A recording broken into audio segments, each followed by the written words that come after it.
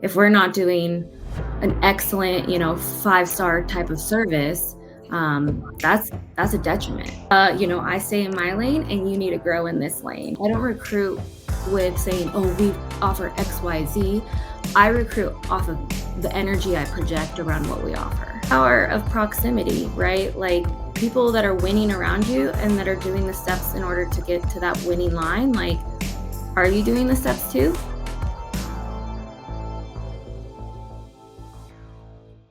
What is up, everybody? It is Suneet Agarwal here today with another episode of the Reside Platform Podcast. And today we have a very special guest that I'm excited to get on because we've been trying to for a while, right? Is Tessa Hartman from Stitser Properties. Tessa, how are you? I'm doing great. How are you? Good. How's the weather up in Reno right now? Actually, it's beautiful. I mean, we got slammed last weekend and now it's like 50 degrees in the bluebird day. So I should have been on the slopes, but had work to do. Is there still a lot of snow on the ground? In the last few days we've had nothing but sunshine, so it's gone.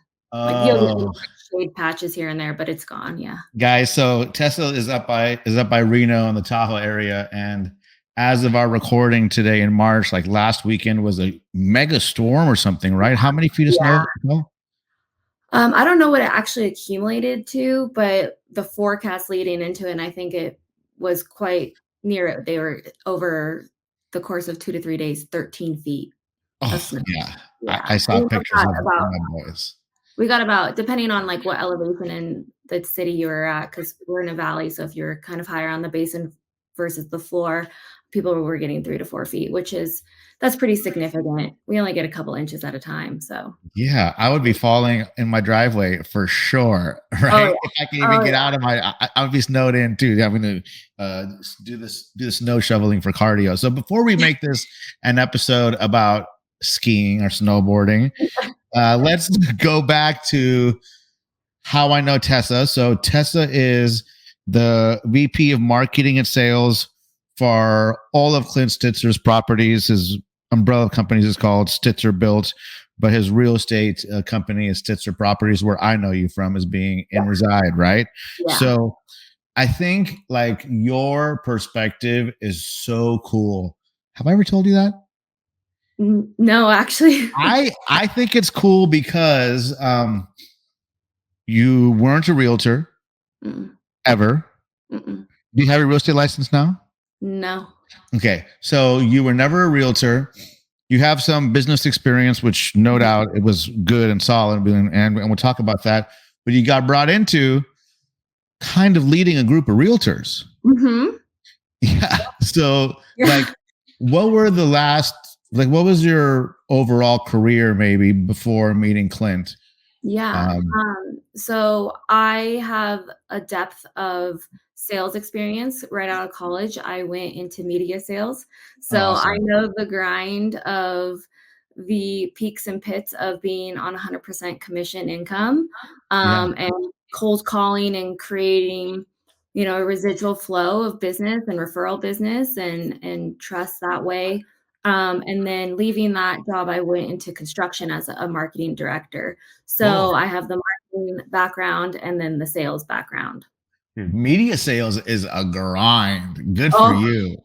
I only lasted 2 years. Yeah. Well, you got some chops, no doubt, right? Because that's like calling people and everyone's telling you exactly where to go. You can go F right off, right? I mean, I say it every time I get a call and I actually buy stuff. So good. And then you got the marketing experience from a construction company. Right. Yeah. That's awesome. So like, how did this conversation, I'm curious, and I know our listeners will be curious because a lot of people want to hire somebody like you for their team. So like, how did that conversation come being outside of real estate? Yeah, I think because I have both backgrounds as far as when you're a marketing director, although you're in the land of marketing, you have to still manage expectations of your performance falling through onto a sales team. So even though per se I wasn't always a sales manager in the role of being a marketing director, I still had a lot of Sorry, notifications. I still had a lot of influence and dialogue as far as like I'm doing my end to create leads. I was in a lot of subcontract realms, so home services from painting, drywall, solar, roofing. So I had to generate leads, and if they weren't serviced and sold accordingly in a time manner, in a bid manner, in a follow through from start to finish. That was an issue with the sales team. So I knew kind of from the start, from lead generation to close of, servicing a client appropriately. So we build that source of referral business. I mean, all the companies that I've been at, the quality of providing a service led to our lead generation being over 50% of word of mouth. So Oh, awesome. I could put money behind anything, right? But if we're not doing an excellent, 5-star type of service, that's a detriment, right? Yeah, that's so cool. So your job was to get the referrals Mhm. without spend. Yeah, yeah. And this is business to business, or you're dealing with subcontractors, right? So kind of B2B. We were doing actually, it was B2C, so I was with subcontractor, like construction Okay. company. Yeah. And then you would sell to homeowners or Mhm, people that and we wanted to did do stuff. B2B too. We did B2B too. That was a huge initiative that I had because kind of like in real estate too, commercial and business is where the money's, Yeah. attractively at. So really developing those funnels of, channels of business there for that kind of revenue. I definitely targeted um, businesses too as well. So now I'm curious. So give me some secrets. How are some easy ways that you can remember how you did that? For B2B or B2, For either. Um, brand reputation, branding, cohesive branding on across all platforms, right? So just being kind of that subconscious logo, like really diversifying where you're presenting yourself so it keeps top of mind. Having a multifaceted approach as far as touches, right? From I mean, I actually here in Reno, I love traditional media. Our population of 55 plus is a significant demographic here. So TV, radio, billboards, um, and then just that communal brand association. So I really targeted, being at sporting events and college, UNR here is huge, the sports Yeah. football, basketball. So aligning with positive co-branding approaches was huge. And then having a source of like community give back. So you really created a narrative around like being a quality local business. That's awesome. Yeah. Did you bring some of that into working with the Stitser Properties Oh, company? absolutely. Absolutely. Oh yeah, Yeah. what are a couple of things that you did without giving away the farm? So, word of mouth again is a huge initiative we have. So we really like to create kind of a sense of like FOMO or exclusivity, like, oh, you worked with a Stitser agent. Oh, so we really promote. We have quarterly events here. So we rented out Sky Tavern and on a Friday, and so families just got to ski for free. We had the whole mountain Oh, private cool. event. Yeah, huge tailgate event in the fall for UNR football, and we do a pie event the Tuesday before Thanksgiving. So we had like 300 pies we gave out for free. So Oh everybody wow, that's so cool. making dinner, and it was amazing to see um, the amount of people that have worked with other agents that knew each other, like, "Oh, you used an assessor agent too?" And so Oh, it became this, like, community thing, and we make sure to over document that and, like, really have professional content created around it and then share it with, the people that attended, so then it's putting it out there on their social medias, like, we encourage, the tag and the share and really kind of creating a group of ambassadors, and then, yeah, again, really leveraging the traditional and digital, obviously, in real estate is huge. So just touching with our logo and a positive narrative around all of it, um, is is our huge initiative when it comes to marketing and generating leads. that is so smart. Yeah. I don't know how many times if ever, I've ever heard about these kind of organic type of initiatives. Call that. Mhm. So Yeah, good. So good job on that implementing and planning it out. That sounds awesome. yeah. Do that. Get those referrals, right? That's what we want. That can feed you in any kind of market. Mhm. Yeah. So since joining on the team, like what's kind of your role now? A huge role I've played is growing our team, like recruiting agents, and not just any agent, like producing agents that are culture fits that align with our brokerage's value proposition. There's a lot of different brokerage structures out there as far as splits and fees and tools and services provided.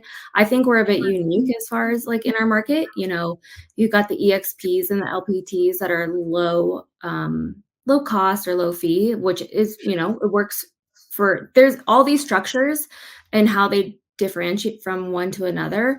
There's a fit for a certain type of agent for everybody, right? So Yeah, really finding the agents that fit our value proposition and how we differentiate ourselves. Um, our splits, I've been told, are like, not the most favorable, right? Especially when you have those low cost ones, having a significant presence in our market here. However, a lot of my new agents, especially since the start of the year, have all come from those low cost, low structures, but it's also low support and low yeah. accountability, and they weren't thriving. And that's what we have to offer is like, great, yeah, those are low fees, but you were, floundering and just kind of floating out there with feeling lost, and you did like one transaction. Have Sure. and you can have our splits and do 20 transactions. So Yeah. which is gonna make you more money? And that's really proven to be kind of like who we're attracting and who values us and appreciates what we have. I mean, different people are in different parts of their journey and have different needs Right, and wants. And right. that's one of the beautiful things about capitalism and entrepreneurship inside of real estate. So Right. yeah, there's a home for Yeah, everybody. Good. And you guys are thriving on having your home be just awesome. Right. So right. good. Yeah. So recruiting, what else do you do typically for the real So estate company? marketing initiatives, right? So Yeah, really we talked creating, about that. Yep. yeah, marketing initiatives. And I've really become hands-on with initial sales training. So although I'm not a licensed agent, right? Like that provides a number of restrictions, but it doesn't mean I don't know what I'm talking about that pertains to the industry. So it's kind of created this beautiful relationship where say I go and shadow, if I go on a buyer consultation or a listing presentation, there's still things that I can help with as far as, being kind of that partner and that coach in those Absolutely. scenarios.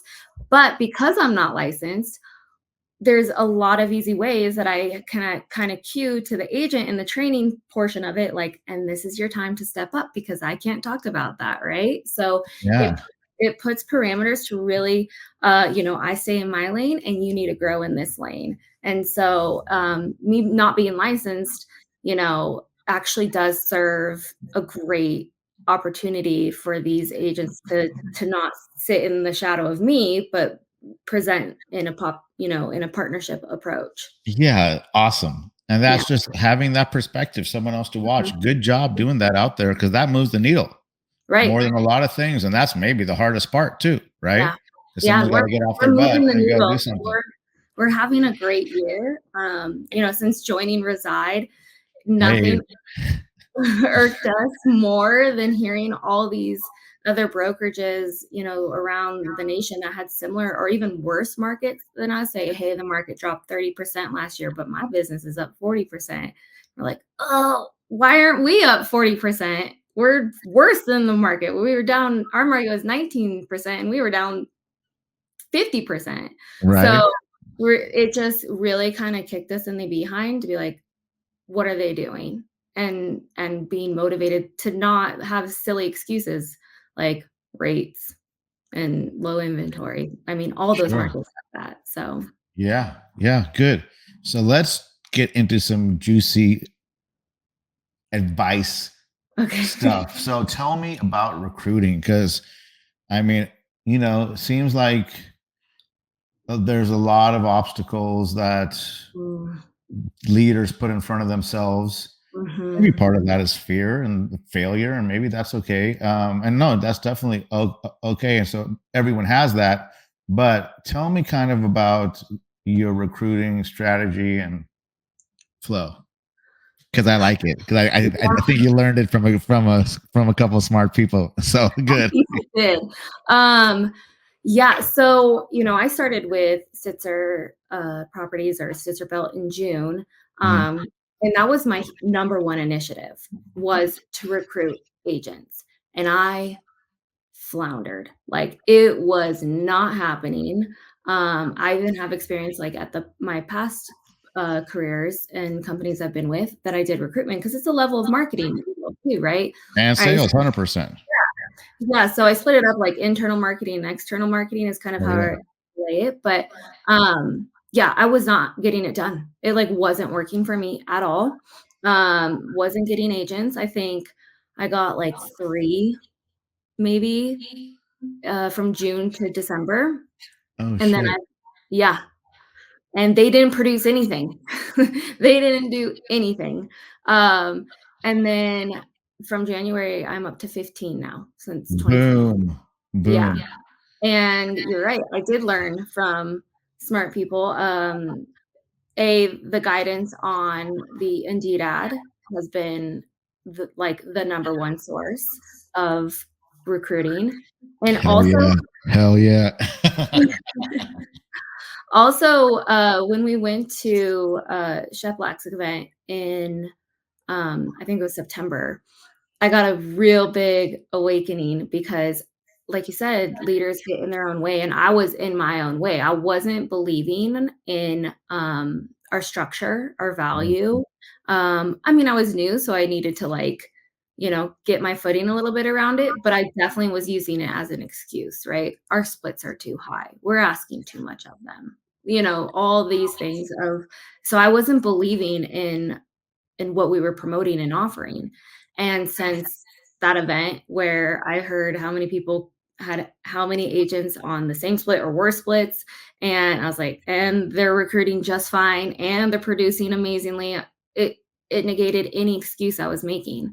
So I really leaned into believing what we had to offer. I made a couple tweaks here and there. But if anything, I made the splits worse and the requirements harder. So, I just I went to the opposite side of the pendulum there.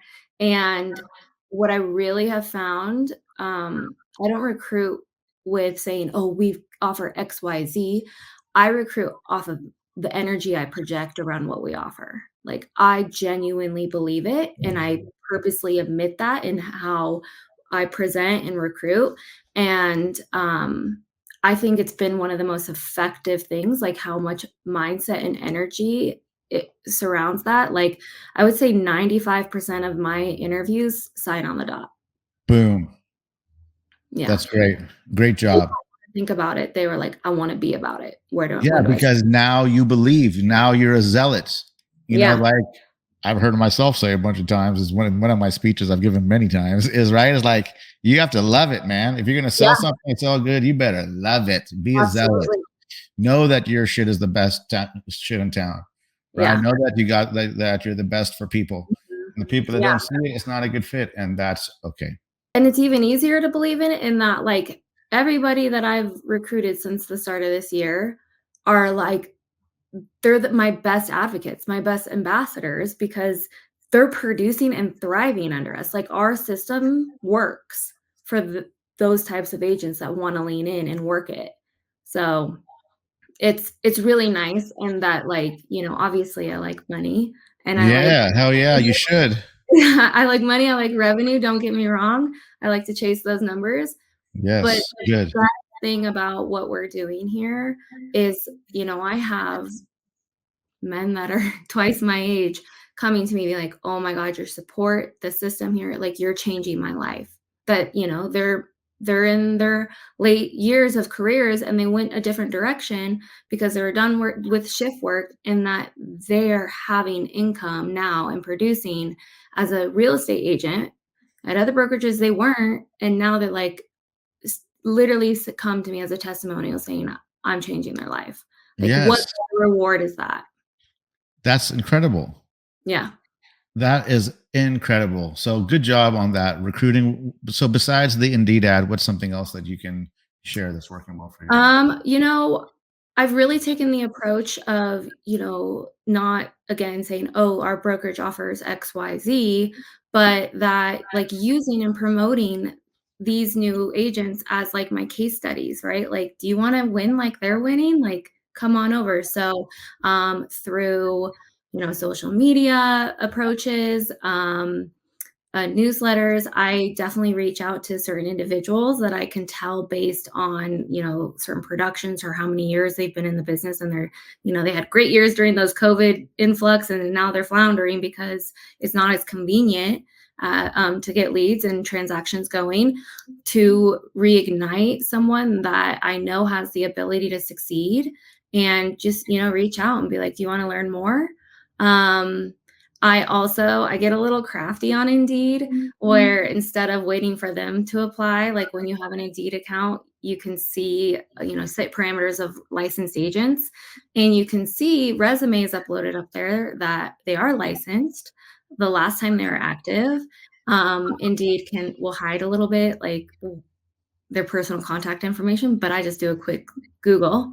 Like, if you're a licensed Hell realtor, yeah. your Hell contact yeah. information is out there. So I'll send out, a text or a call like, "Hey, I saw that you had a resume on Indeed and you might be looking for new opportunities." Like, if they're active on Indeed and say they're a licensed agent, like, you're clearly open to switching brokerages. So, Sure. yeah. And so, yeah, those have been a couple creative tactics I've used that have I worked. love that. All writer downers for everyone out there. Like, remember, you have no excuse. Why not? I don't care what it is. Yeah. Right? Like, your office ain't ready. So what? You're not Yeah. sure about this. So what? Right. Like, I was thinking this morning, what's the minimum thing I need? And I said a friggin' CRM. And Yeah. maybe it's just an Excel sheet in the beginning. Like, Yeah. I think you can really just get it going. So good. So now to the sales leadership side. Are Mm. you running trainings? Like, what's the deal with like accountability? You guys doing the leaderboard and follow boss? Like, Yeah. So what's happening there? we had a lot of systems, and it's similar to how Reside has done, is doing things. But when I came on, if you ever meet Clint, he's a spreadsheet ninja. He Yes, I classify him as like a certified genius. I Like, do too. He's a smart dude. but Smart dude. Yeah. sometimes too much numbers get people like convoluted. So we've gravitated systematically and, sales management wise and follow up boss, as a leveraging point of like, are you doing what you need to do to move that needle and get the business that you're trying to reach your goals. And so Reside has really allowed us to simplify it. I Yeah. one of my favorite things in marketing period or sales is keep it simple, stupid. As soon as you Yes. overload it, then it actually distracts from the real initiative where Yes. you could focus your energy on. So yeah, sales, we every start of the year, end of year, actually, we set goals. Like, what do you want to make this year? How many transactions? Like, kind of going to the board, right? John's going to the board. Yes. And then we do the backwards math to like, okay, on these, projected averages, we get it nitty gritty to the point of how many calls do you need to make a day, and Sure. what time commitment does that require? So with that being said, starting the year, every Monday we meet and basically you report numbers, and it's your form of accountability amongst your peers and to yourself. Did I do what I said I needed to do in order to get to my end of year goal? So it's a weekly check-in to be like, yeah, I did it, or man, I didn't do it. And putting this on display to a whole team base of agents really kind of has that culture of competition. Like, oh, that person is making the calls. Oh, that person is prospecting. Oh, that person is doing what they need to do week after week. And that's why they're in 5 escrows right now. Yes. And if Good. you're putting it up there on display and you're not in any escrows, well, let's look at your numbers. Yeah. So, Good. Love that. Keep it simple. yeah, Here's the math. right. Here's the averages. Are you Yeah, or aren't you, right? Like it's yeah. a really good way that I think people get and motivates the competitiveness in people. Mhm. So And great job. it's the power of proximity, right? Like, people that are winning around you and that are doing the steps in order to get to that winning line, like, are you doing the steps too? Like, a lot of our agents, like, we have a great culture here. Like, that's a huge thing about that I'd like to preserve when I recruit, and I make that, like, a very blunt, upfront statement in my recruiting interviews. I preserve the culture. If you're gonna be a bad apple, I'm gonna cut you. Like, I Yeah. cut all bad apples, like, it ripples in a toxic way. So, if someone's having an off, week, month, quarter, like, we really support and cheer them on, like, and I think that's another beautiful thing about Reside, that you hear these other agents that are having great success and approaches that they're doing, leveraging YouTube or Instagram Yeah. or Right. certain prospecting approaches. Like, it's not just always like one person or a coach talking at you. It's a mastermind, approach in all the trainings, from the leadership down to just the weekly agent training. So it's that collaborative approach we really also leverage here on our sales meetings, Oh, and awesome. it's huge. It's Yeah. huge. Good. That's awesome. So for team leaders out there wanting to find their Tessa Hartman, what should they do? You know, I obviously had the marketing and the sales experience, but I think one big offering as a personality trait that Clint was attracted to, that I'm not afraid of confrontation. Good. I'm not, and I have that competitive spirit, right? So, I think you can learn all the things, especially with friggin' Chat GDP and like Hell yeah. AI and YouTube out there. Like, you can learn all of the graphic design tools and marketing, this and that. But to me, personality trait is probably one of my biggest leveraging points in this role, is that I don't give up and I'm not afraid to have confronting conversations. Good. I'm Good. also extremely passionate, not just like me winning or the company winning, but everybody winning. Like, I Yes. have the intent for people to really succeed and grow. So you're a bulldog Yeah. and you love what you do. Yeah. Yeah. Yeah. Easy, right? That's easy to find. Not really, but luckily No. enough, I mean, like, I think you're a great fit for that role. And Yeah. hopefully, people listening to this, team leaders, agents, people not in real estate who want to get into real estate, they take inspiration from that story because I think you're killing it. Yeah. I feel like I've got my, like, flow of, success, and we're getting to where we need to get, and, I'll tell you, it was not there, like, my first 6 months, 7 months at all. Like, both Clint and I are like, "Oh god, is this gonna work out?" Like, we like each other, Yeah, we work well, but, like, things aren't happening that they should be happening. I'm doing what I need to do, but, it just goes back to, like, mindset and don't give up, and take I'm huge on taking personal accountability, right? Like, don't point fingers at other reasons, like, "Oh, well, this system's wrong," or people just have bad attitudes. Like, what can I reflect on that I need to change and always adjust? And sometimes even Clint goes like, you're taking too much accountability, like, too fault, like, let's assess here, and like there's a happy medium, but you always have to be willing to pivot, just like the economics and markets, like, in personalities and skill sets. Like, you can never think that there's a right formula. You always have to be self-reflective on moving that needle. I love it. Well, that feels like a good place to end it because you just dropped some fire, drop the mic for everybody. I hope Ugh. that everybody listening, or Tessa, before I sign off, Okay. somebody wants to send you a referral, wants to come work for your office, what should they do? Hit me up. Yeah, how? Where? All right, my email is tessa@stitserproperties.com, and, Instagram, can hit me up there too. I manage that account. Yeah, email me and then we'll chat. How about Yeah, that? good. Good. Yeah. All right. So hit up Tessa via email if you have a referral or want to work for the Yeah. offer. And even if, there's other people in Reside or considering Reside or want to find, someone in the role I play, like I'd be happy to advise or look over their resumes. Like, Oh, really? yeah, I might jump take on the you up on call. that. I'd be happy to. So, You hear uh, that? Always giving back. You're a stud. I love it. What a great interview. Thanks for coming on. yeah, thanks for And having me. yeah, hell yeah. Now I'll do the official sign off because I messed Sounds it up good. earlier. By the way, I always do because I always think of something afterwards. It's always the referral question, actually, too, because Yeah. I'm like, oh shit, I forgot that. But so I hope that everybody listening and watching got something out of today's episode with Tessa Hartman. If you did, great. Let a friend know. Write a comment. Give me a thumbs up. Give us a thumbs up. Subscribe. And make sure to tune in to the next episode of the Reside Platform Podcast. See you next time.